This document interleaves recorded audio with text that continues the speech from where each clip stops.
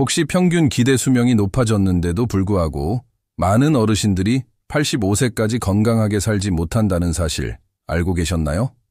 그 원인이 단순히 유전 때문이 아니라는 건 더 놀라운 이야기입니다. 우리가 매일 무심코 반복하는 작은 실수들, 그게 바로 건강을 조용히 해치는 주범이 될 수 있다는 사실, 오늘 이 이야기를 통해 천천히 풀어드릴게요. 경기도 고양시에 사는 78세, 은퇴 공무원 이현우 씨. 건강 하나는 자신 있었습니다. 정기검진은 빠지지 않았고 식단도 늘 깔끔히 챙겼으며 아파트 단지를 매일 1시간씩 걷는 것도 생활의 일부였죠. 하지만 지난달 병원에서 듣게 된 진단은 충격적이었습니다. 장기 기능이 빠르게 망가지고 있다는 사실. 내가 뭘 잘못했지? 그는 처음엔 믿을 수 없었습니다. 그러나 시간이 지나며 깨달았습니다. 건강을 지킨다고 믿었던 습관 속에 조용히 쌓여온 6가지 실수가 있었다는 걸요. 지금 이 영상을 보고 계신 당신은 몇 살이신가요? 그리고 어느 지역에서 저희 이야기를 듣고 계신가요?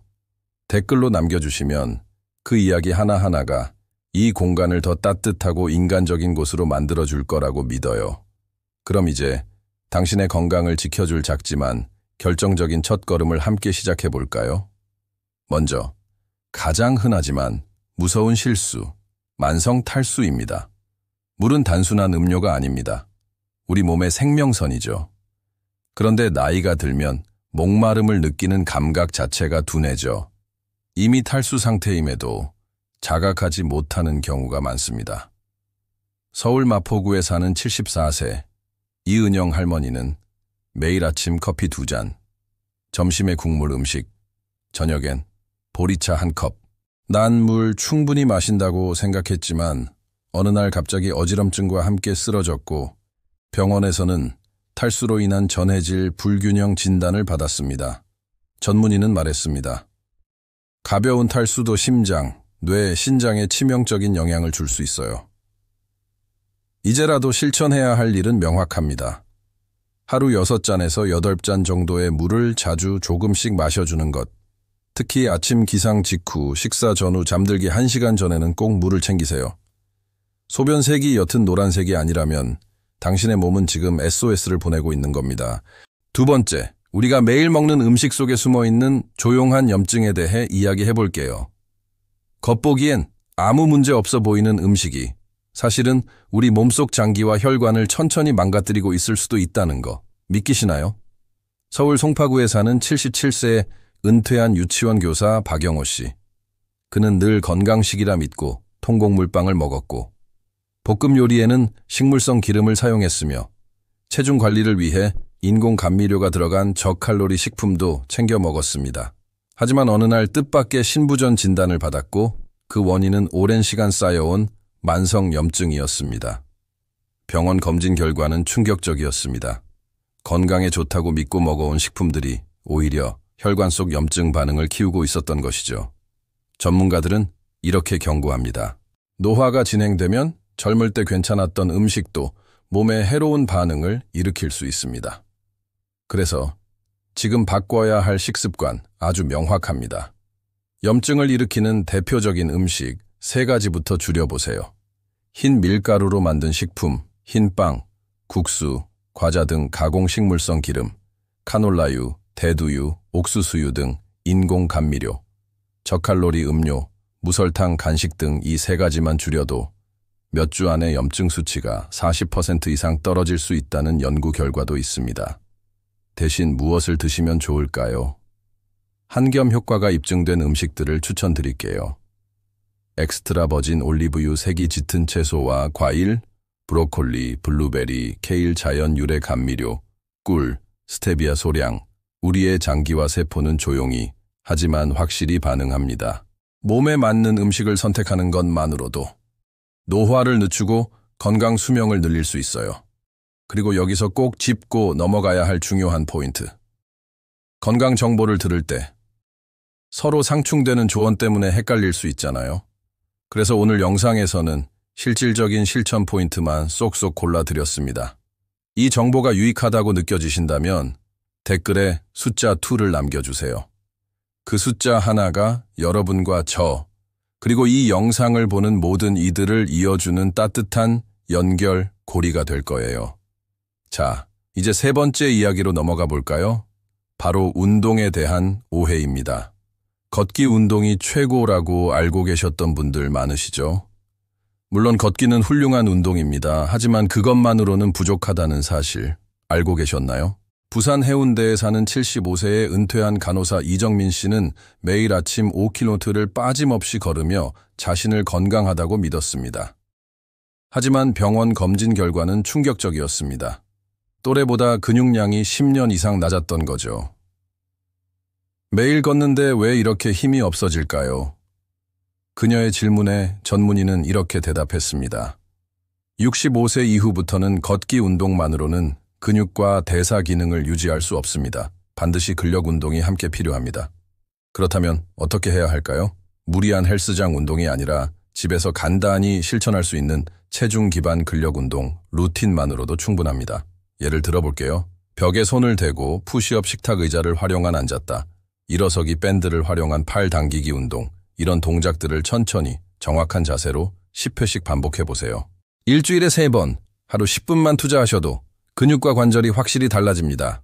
이건 단순히 근육을 만드는 게 아니라 몸속 세포를 젊게 유지하는 보호 호르몬을 활성화시키는 놀라운 효과를 가지고 있습니다.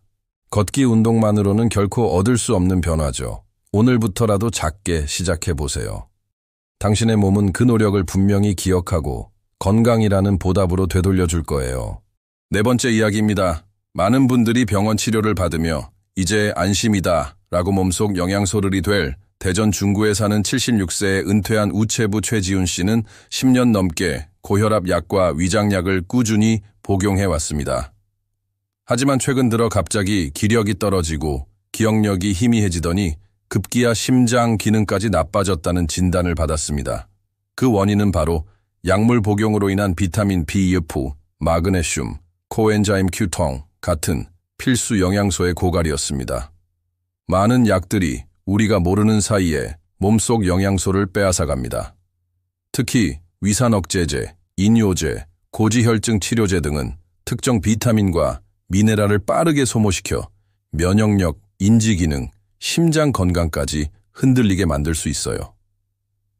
여기서 중요한 건 절대 스스로 약을 끊으시면 안 된다는 겁니다. 그 대신 다음 진료 때 꼭 이렇게 물어보세요. 지금 복용 중인 약이 어떤 영양소를 줄일 수 있는지, 그리고 어떤 보충이 필요한지 알려주세요. 그리고 일상 식사에서도 신경 써야 할 부분이 있습니다. 색이 진한 채소, 견과류, 생선, 발효, 음식, 질 좋은 단백질, 이런 식재료를 다양하게 섞어 드시면 자연스럽게 결핍을 막을 수 있어요. 필요하다면 의사와 상담 후에 고령층에게 맞는 종합 영양제를 추가하시는 것도 좋은 방법입니다. 이처럼 보이지 않는 결핍이 우리 몸을 조용히 무너뜨릴 수 있다는 걸 기억해 주세요. 나는 병원 치료만 잘 받으면 돼 라는 믿음만으로는 충분하지 않습니다. 몸이 필요로 하는 영양소 하나하나를 제대로 챙기는 것, 그게 바로 건강한 노후를 지키는 진짜 방법입니다. 다섯 번째 이야기, 수면에 대해 나눠볼게요. 혹시 이런 생각 해보신 적 있으신가요? 나는 매일 8시간 자니까 괜찮아. 하지만 사실 수면 시간보다 더 중요한 건 수면의 질입니다. 광주 북구에 사는 69세의 은퇴한 도서관 사서 박선영 씨는 매일 밤 11시에 잠들어 아침 7시에 일어나는 규칙적인 생활을 해왔습니다.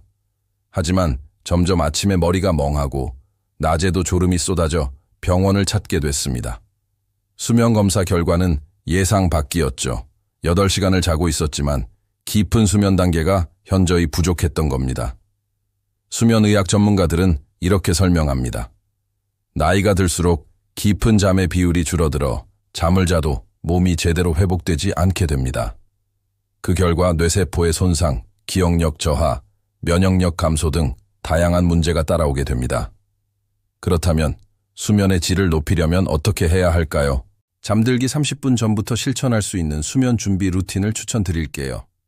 전자기기 오프, 스마트폰, TV, 태블릿을 끄고 뇌를 진정시켜주세요. 침실 온도 조절, 18날 20도 사이가 가장 깊은 잠을 유도합니다. 카페인, 노, 수분 조절, 잠들기 2시간 전부터는 물도 줄여야 새벽 화장실을 피할 수 있어요. 바른 자세 유지, 옆으로 누워 무릎 사이에 베개를 끼우면 척추 정렬과 호흡이 편안해집니다. 이 작은 습관들이 쌓이면 깊은 수면 단계가 눈에 띄게 늘어나게 됩니다. 잠을 제대로 자는 것만으로도 면역 기능, 기억력, 장기 회복력까지 좋아질 수 있어요. 혹시 당신도 충분히 잤는데도 계속 피곤함을 느끼셨다면 댓글에 9번이라고 남겨주세요. 당신의 경험을 함께 나눌 수 있어 큰 힘이 될 겁니다. 6번째, 많은 분들이 간과하지만 가장 강력하게 건강을 위협하는 요인, 바로 사회적 고립과 외로움입니다. 나는 가끔 친구도 만나고 자식과 전화도 하니까 괜찮아. 아마 이런 생각 한 번쯤 해보셨을 거예요. 하지만 연구 결과는 전혀 다르게 말합니다. 사회적 고립은 흡연, 비만보다 시킨다는 사실 알고 계셨나요?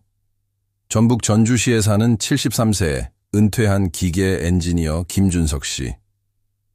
그는 혼자 사는데 익숙했고 자식들과는 일주일에 한두 번 전화로 안부를 주고받는 정도였습니다.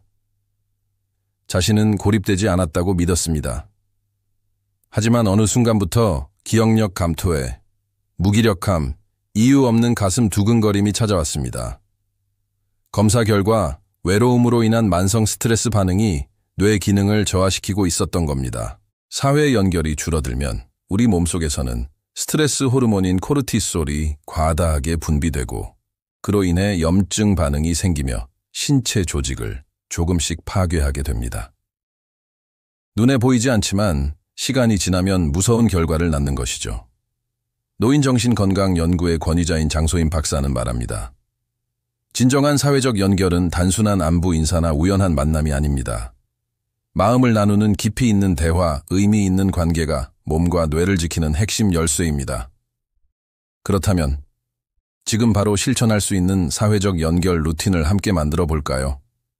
주 1회 이상 깊이 있는 대화를 나누세요. 가족이든 친구든 단순한 안부가 아닌 마음 이야기를 나누어 보세요. 서로의 삶을 듣고 이해하고 공감하는 것만으로 큰 힘이 됩니다. 작은 모임에 참여해 보세요. 동네 문화센터, 교회 소그룹, 취미 동호회. 사람들과 함께 웃고 이야기하는 것만으로도 뇌의 회복 호르몬이 활성화됩니다. 도움을 나누는 일에 참여해 보세요. 자원봉사, 후배 멘토링, 동네 어린이 돕기 활동 등 누군가를 돕는 행위는 우리의 자존감을 회복시키고 신체 건강까지 되살릴 수 있습니다. 한 번에 다 하려고 하지 마세요. 이번 주에는 그중 한 가지만 실천해 보세요. 그 다음 주엔 또 하나를 더 해보세요. 작은 연결이 결국 당신의 삶에 큰 울림이 될 것입니다. 지금까지 많은 어르신들이 85세까지 건강하게 살지 못하게 만드는 6가지 조용한 실수들에 대해 이야기 나눠봤습니다. 만성 탈수염증을 유발하는 식습관, 잘못된 운동 방식 약물로 인한 영양소 결핍 수면의 질 저하, 사회적 고립. 이 모든 것은 당장은 아무렇지 않지만 시간이 지나면 확실하게 건강을 갉아먹는 요소들입니다. 그러나 이제 우리는 알고 있습니다. 이 실수들을 피하고 몸을 회복시킬 방법도 함께 말이죠. 하루에 단 하나의 실천만으로도 여러분의 건강 곡선은 천천히 위로 향하게 될 수 있습니다. 그리고 그 변화는 단지 수명을 늘리는 것이 아니라 당신 삶의 질과 생명력 전체를 바꾸는 여정이 될 것입니다. 지금 작게 시작해보세요. 텀블러에 물 한 컵을 채우고 좋아하는 사람에게 전화를 걸고 10분간 벽에 기대 푸시업을 해보는 것. 그 하나가 85세, 90세, 아니 100세까지 건강하게 살아가는 당신의 내일을 만들어줄 거예요. 혹시 이 영상이 마음에 닿으셨다면 댓글에 나는 할 수 있다고 적어주세요. 그 한 줄이 당신의 다짐이 되고 다른 이들에게는 용기가 될 수 있으니까요. 지금까지 함께해 주셔서 진심으로 감사합니다. 저희 100세 이야기 채널은 앞으로도 따뜻한 건강 정보로 여러분의 삶과 마음에 닿는 이야기를 이어가겠습니다. 건강은 준비된 사람의 편에 있습니다. 그리고 당신은 지금 그 준비를 하고 계십니다. 고맙습니다. 우리 다시 만나요.